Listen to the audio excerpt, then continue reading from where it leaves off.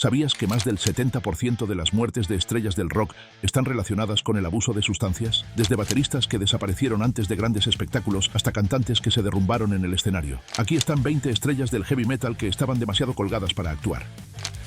Steven Adler, Guns N' Roses. El tiempo de Steven Adler con Guns N' Roses estuvo lleno de éxitos salvajes y profundas luchas.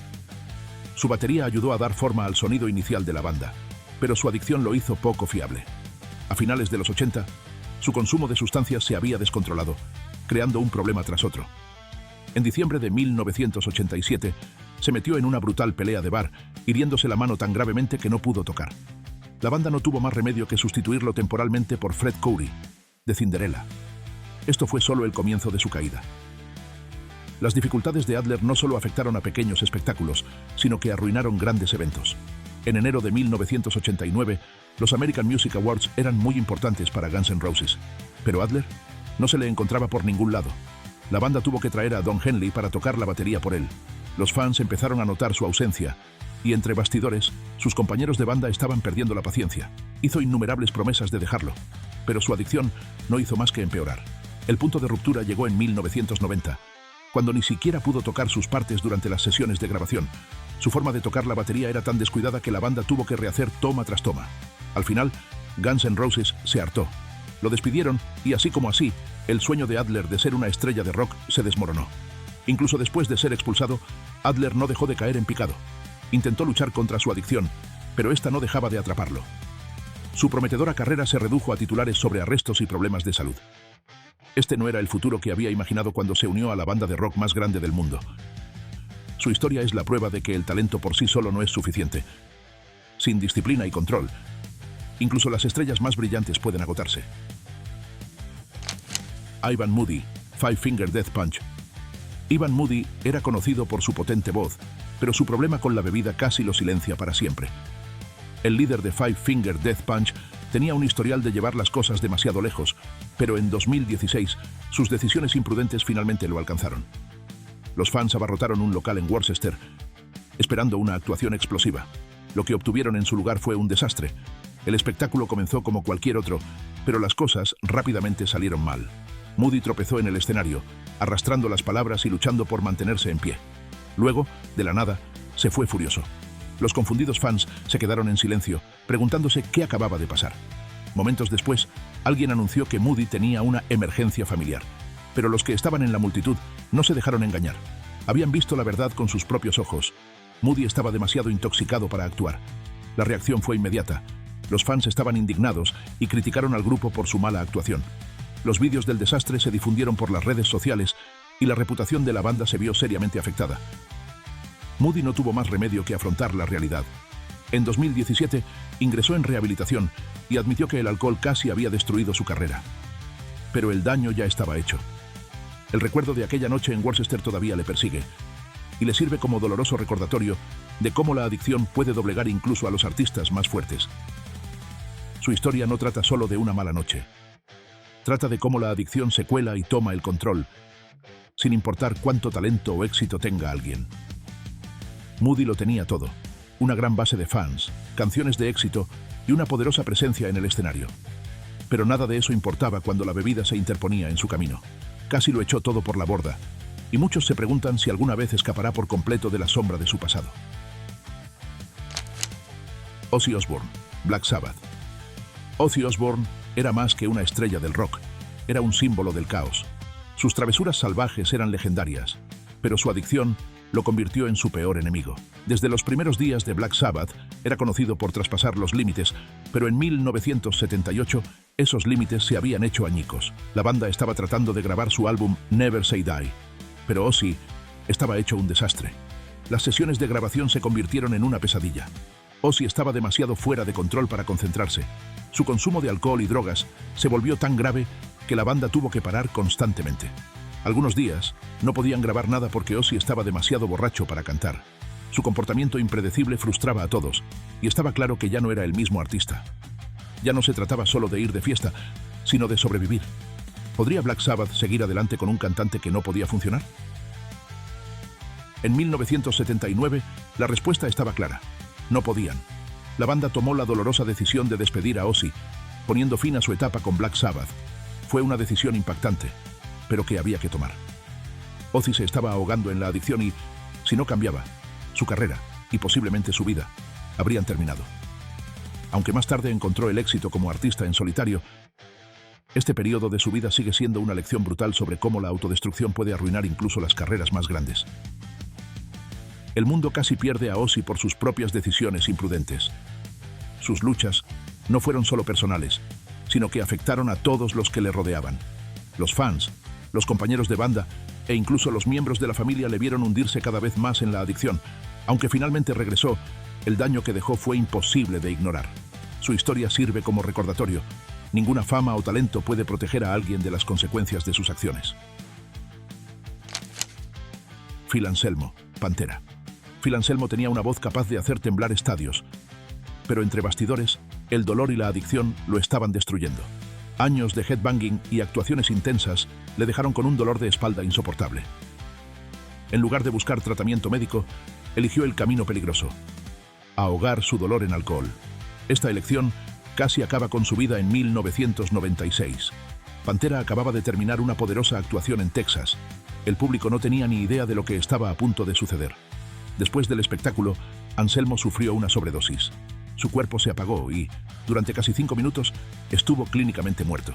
Los paramédicos trabajaron frenéticamente para reanimarlo y, contra todo pronóstico, sobrevivió. Pero el daño ya estaba hecho. Sus compañeros de banda estaban horrorizados. ¿Cómo podrían confiar en él después de esto? La sobredosis no solo fue una llamada de atención para Anselmo, sino que destrozó la unidad de Pantera. Su adicción había creado una brecha entre él y sus compañeros de banda. Por mucho que intentaran apoyarlo, la confianza se había perdido. La banda sufrió, y las relaciones que antes parecían inquebrantables ahora parecían frágiles. El consumo de sustancias de Anselmo no solo lo perjudicó a él, sino que destrozó una de las bandas más poderosas del metal. Aunque intentó enderezar su vida, las cicatrices quedaron. La adicción ya había hecho su daño, y la reputación de Anselmo nunca volvería a ser la misma. Su historia es un duro recordatorio de lo rápido que pueden desmoronarse las cosas. Una mala decisión puede cambiarlo todo, por muy exitoso que sea alguien. Pantera estaba en su apogeo, pero una sobredosis casi lo derrumba todo. La experiencia cercana a la muerte de Anselmo no es solo otra historia de estrella de rock. Es una lección de lo fácil que es que la adicción te lo quite todo. La industria musical está llena de historias como estas. Músicos con talento que lo tenían todo, pero lo perdieron todo porque no pudieron controlar sus vicios. Algunos lograron recuperarse, mientras que otros se desvanecieron en la oscuridad, perseguidos para siempre por sus errores. Estas historias no son solo del pasado, son advertencias para el futuro. No importa lo grande que sea el escenario.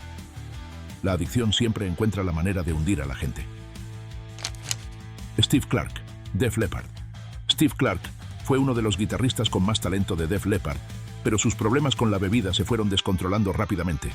Tenía las habilidades, la fama y los fans, pero su adicción lo tenía más atrapado que cualquier otra cosa. La banda intentó ayudarlo, pero el comportamiento de Clark se volvió demasiado impredecible. Los fans vieron el cambio en sus actuaciones. A veces era brillante, pero otras apenas sostenía la guitarra correctamente.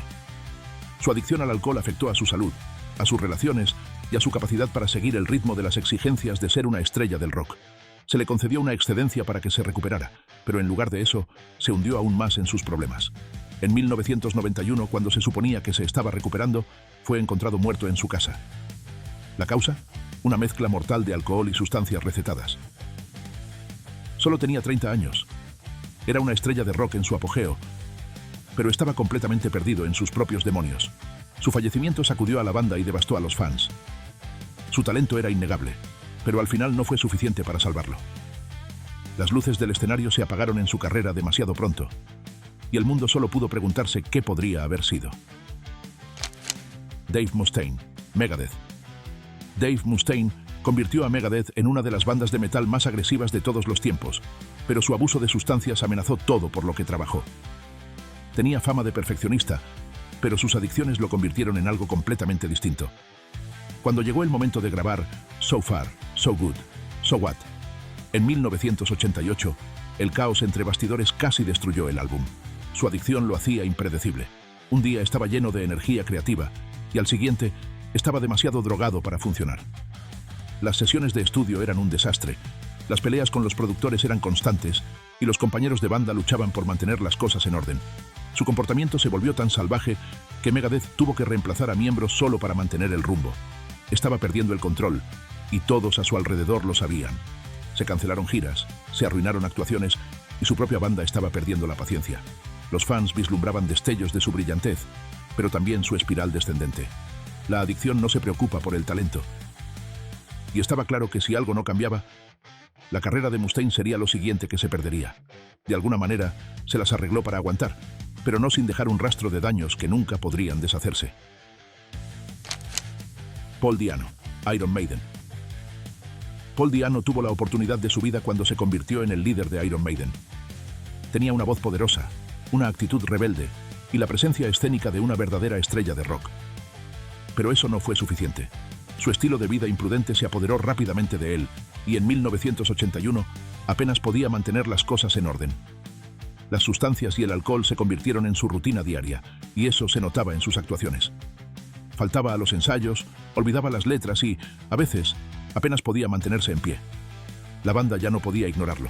No solo se estaba haciendo daño a sí mismo, sino que también los estaba frenando. Iron Maiden estaba a punto de lograr algo grande, y sabían que necesitaban a alguien que pudiera seguir el ritmo. Después de demasiadas segundas oportunidades, tomaron la difícil decisión de dejarlo ir. Mientras Iron Maiden alcanzaba la fama internacional con Bruce Dickinson, la carrera de Di'Anno nunca volvió a alcanzar las mismas cotas. Siguió haciendo música, pero su nombre se vinculó sobre todo a lo que perdió. Su historia es un doloroso recordatorio de que el talento no significa nada si no puedes controlar el caos que llevas dentro. ¿Qué podría haber conseguido si hubiera seguido por el buen camino? Nunca lo sabremos. James Hetfield, Metallica.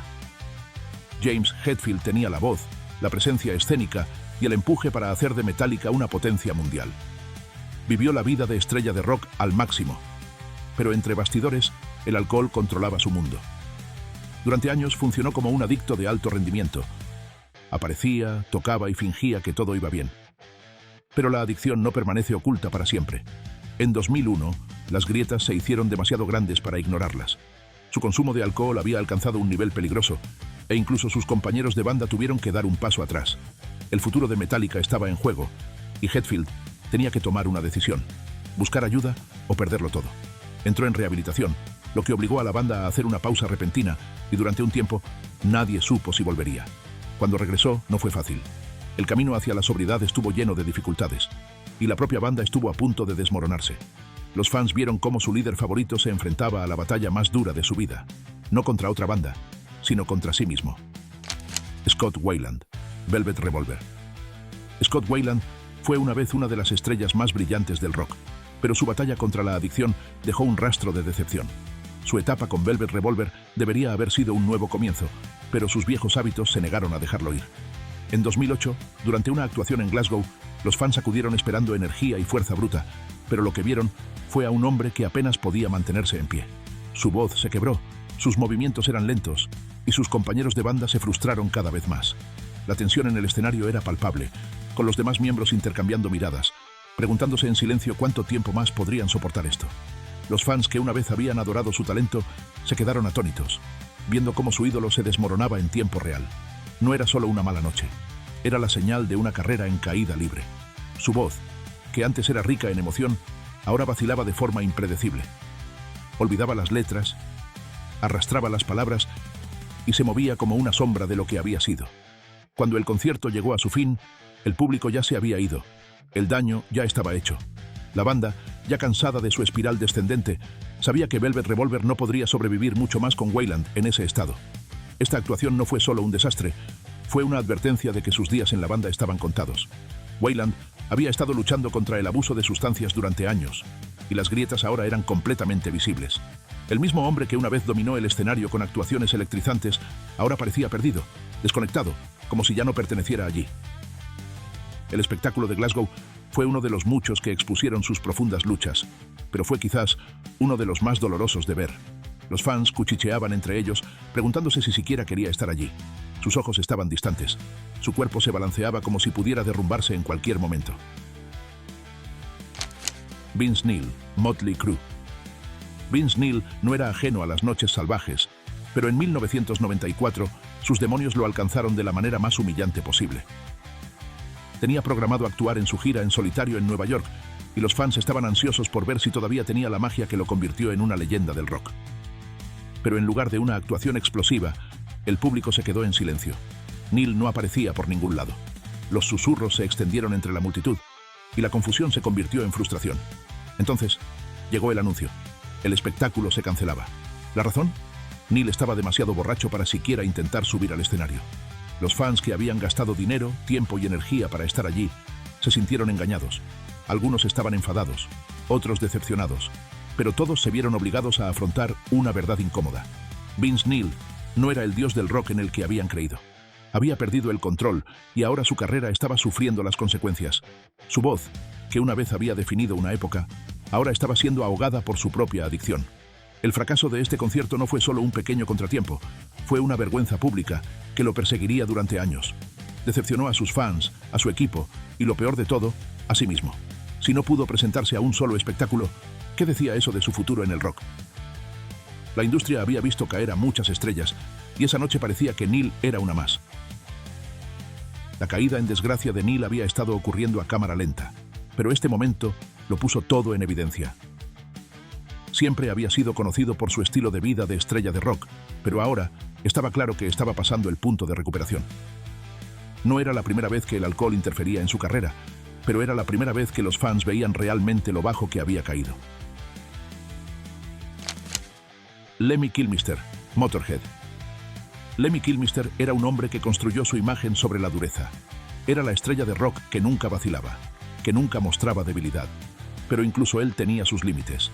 En 2000, durante un concierto de Motorhead en Alemania, esos límites se hicieron dolorosamente evidentes. Lemmy subió al escenario como lo había hecho cientos de veces antes, pero algo no iba bien.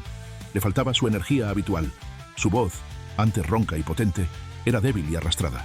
El bajo, el instrumento que había definido el sonido de Motorhead, apenas se tocaba. Los fans intercambiaban miradas nerviosas, inseguros de lo que estaban presenciando.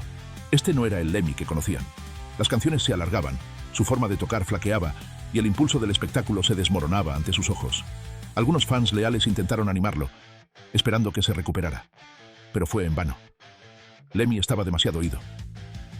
Su cuerpo, desgastado por años de alcohol y vida dura, se negaba a seguir el ritmo.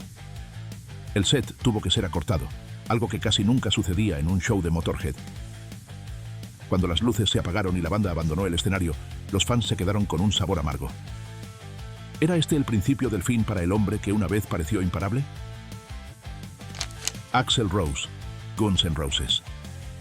Axl Rose siempre ha sido conocido por su comportamiento impredecible, pero en 1991, esa imprevisibilidad se convirtió en un caos absoluto.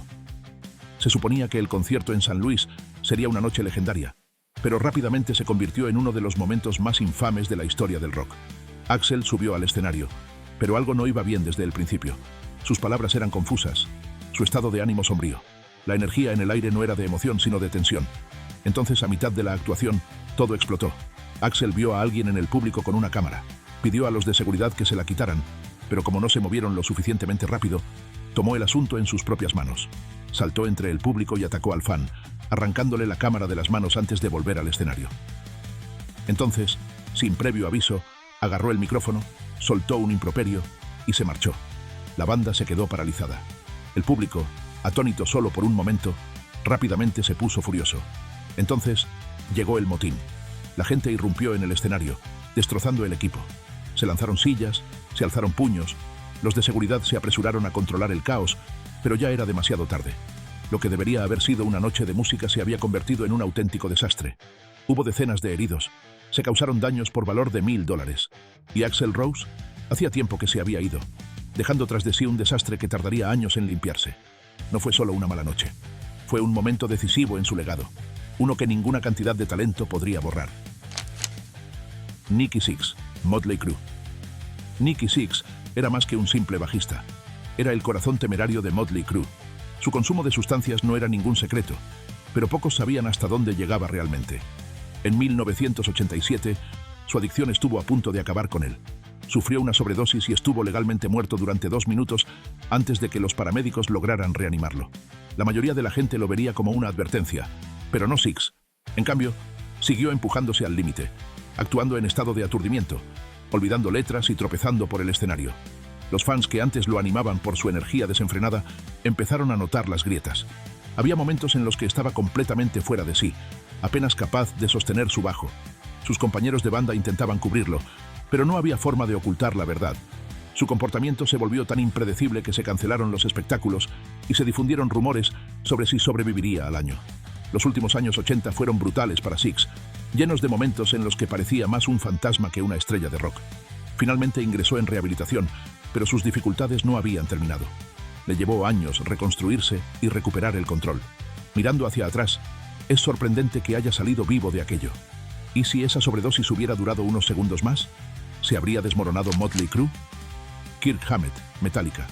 Kirk Hammett no era tan salvaje como algunos de sus compañeros de banda, pero eso no significaba que no estuviera afectado por la adicción. A principios de la década de 2000, Metallica estaba en un estado frágil. James Hetfield entró en rehabilitación, pero entre bastidores, Hammett también estaba luchando. El alcohol se había convertido en una muleta y se notaba en sus actuaciones. Los fans que habían seguido su carrera notaron la diferencia. Su forma de tocar perdió nitidez y su energía en el escenario comenzó a decaer. No se estaba cayendo ni desmayando, pero algo no iba bien. Seguía ahí, pero no realmente. La grabación de Saint Anger en 2003 fue caótica, y la bebida de Hammett no ayudó. No era conocido por ser descuidado, pero los que lo observaban de cerca vieron las señales. Su sincronización falló. Su concentración flaqueó y el fuego que lo convirtió en uno de los mejores guitarristas de metal pareció apagarse.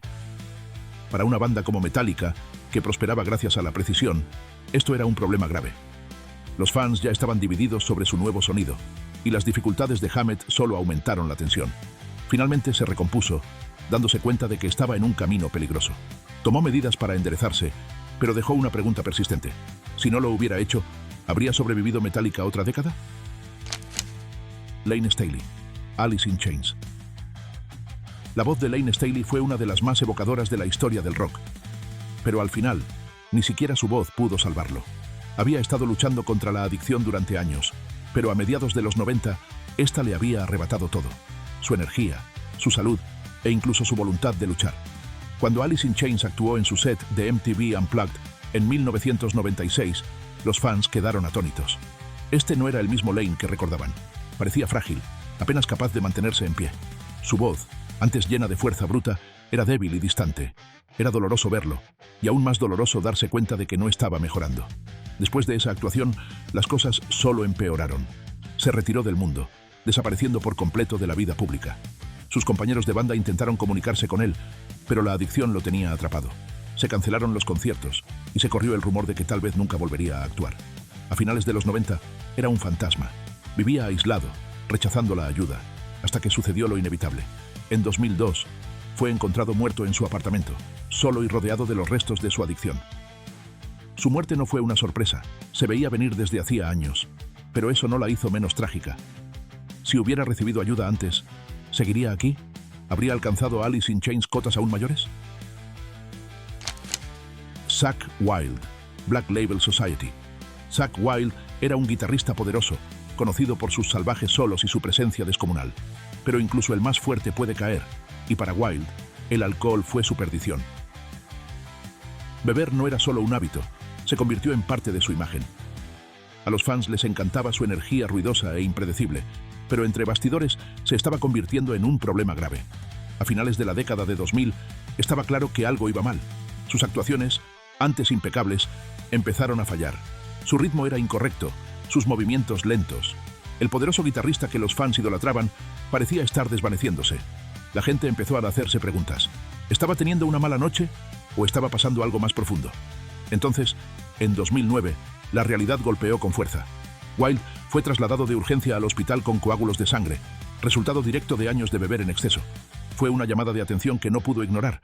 Se vio obligado a dejar de beber y, al hacerlo, salvó su carrera, pero no sin antes dejar un rastro de actuaciones inestables que los fans nunca olvidarían. Mirando hacia atrás, es difícil no preguntarse, si no lo hubieran hospitalizado, ¿cuánto más habría podido seguir? ¿Habría corrido la misma suerte que tantos otros antes que él? Brian Welch, Korn. Brian Head Welch fue uno de los guitarristas más destacados de Korn, conocido por su sonido intenso y sus riffs pesados, pero entre bastidores se estaba desmoronando. Su adicción a la metanfetamina no era ningún secreto y afectaba a todos los aspectos de su vida. Los fans esperaban actuaciones potentes, pero en su lugar veían a un hombre que luchaba por mantenerse entero. Su consumo de sustancias le hacía poco fiable. Y había noches en las que tocaba de forma descuidada o apenas estaba presente. La banda intentó mantener las cosas unidas, pero la tensión era imposible de ignorar.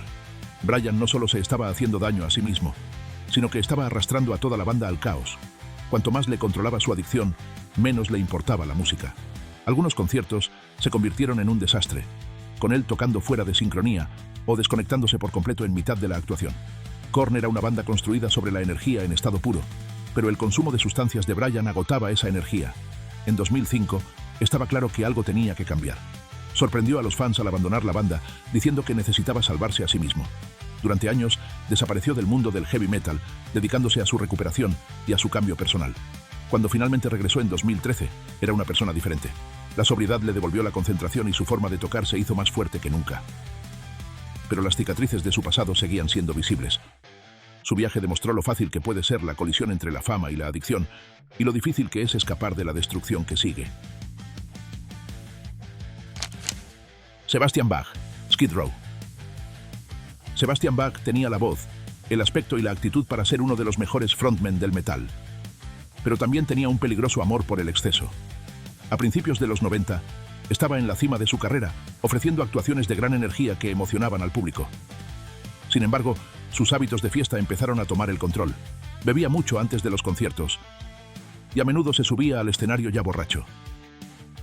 Su voz, que en su día fue una fuerza poderosa, se volvió inconstante y su comportamiento impredecible convirtió cada actuación en una apuesta. Los fans nunca sabían si iban a ver a una estrella de rock o a un desastre borracho. Sus acciones imprudentes no se limitaban al escenario. Uno de sus momentos más infames se produjo cuando lanzó una botella de vidrio al público durante un concierto, golpeando a un fan y causándole graves heridas. Ese momento por sí solo puso a mucha gente en su contra, pero fue solo un ejemplo de su creciente inestabilidad. Su relación con el resto de Skid Row se estaba desmoronando, y su incapacidad para controlarse solo empeoraba las cosas. Las tensiones entre los miembros de la banda crecieron hasta que no pudieron soportarlo más. En 1996, tomaron la decisión de echarlo. Durante un tiempo, pareció que su carrera podría haber terminado. Intentó regresar como solista, pero el daño ya estaba hecho. Incluso cuando logró recomponerse, la reputación de ser poco fiable e imprudente lo persiguió. Su voz aún podía derribar la casa, pero la pregunta siempre permanecía: ¿se presentaría listo para actuar o volvería a caer en sus viejos hábitos? Su historia se convirtió en una advertencia sobre lo rápido que el éxito puede desaparecer cuando el alcohol y la fama se mezclan de la manera incorrecta. Sid Vicious, Sex Pistols. Sid Vicious hizo honor a su nombre en todos los sentidos. No solo formaba parte de la escena punk rock, sino que la encarnaba. Su energía caótica y su estilo de vida salvaje lo convirtieron en una leyenda, pero también en un desastre en potencia. Los músicos de heavy metal a menudo se cruzaban con él, y su reputación de comportamiento imprudente era bien conocida. Sid no solo incursionaba en el consumo de sustancias, sino que estaba consumido por ellas. Su adicción era tan intensa que sus actuaciones se convirtieron en una broma.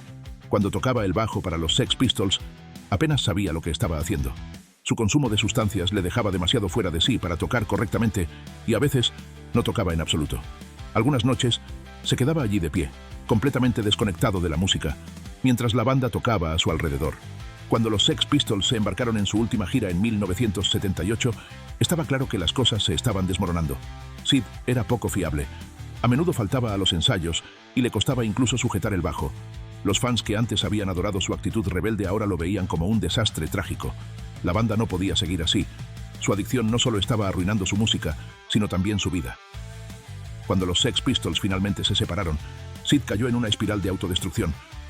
Su vida se convirtió en una larga caída en picado, llena de arrestos, sobredosis de drogas y arrebatos violentos. El golpe final llegó en 1979, cuando murió de una sobredosis. Su muerte se convirtió en uno de los cuentos con moraleja más infames de la historia del rock. Tenía todo lo que necesitaba para convertirse en una verdadera leyenda, pero la adicción se lo arrebató todo. Su historia sigue siendo uno de los ejemplos más inquietantes de cómo la fama y el exceso pueden conducir a la tragedia. Keith Moon, The Who. Keith Moon no era solo un baterista, era una fuerza de la naturaleza. Su estilo de tocar la batería era explosivo, impredecible y a menudo caótico. Ese mismo caos gobernaba su vida personal. Bebía como si no hubiera un mañana, y cuando no bebía, tomaba pastillas. Su comportamiento salvaje lo convirtió en una leyenda, pero también en un lastre. Sus compañeros de banda nunca sabían qué versión de Keith iban a encontrar. Algunas noches era imparable, con solos de batería que dejaban al público sin palabras. Otras noches apenas podía seguir el ritmo de la banda. Uno de los incidentes más infames ocurrió en 1973 durante una actuación en directo. Keith estaba tan intoxicado que se desmayó a mitad del espectáculo, en plena canción. La banda no tuvo más remedio que sacar a un fan del público para terminar la actuación. Ese momento se convirtió en un símbolo perfecto de lo que se había convertido la vida de Keith, una mezcla de brillantez y completo desastre.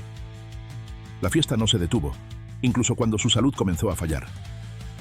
Su cuerpo se estaba desmoronando por años de abuso, pero él se negó a reducir el ritmo.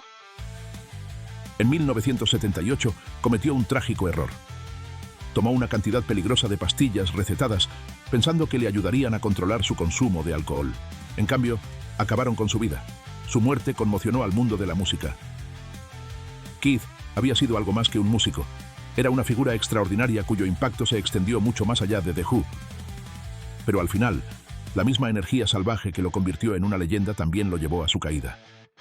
Su historia, como tantas otras, se convirtió en un recordatorio de lo rápido que la fama puede convertirse en tragedia cuando el exceso toma el control.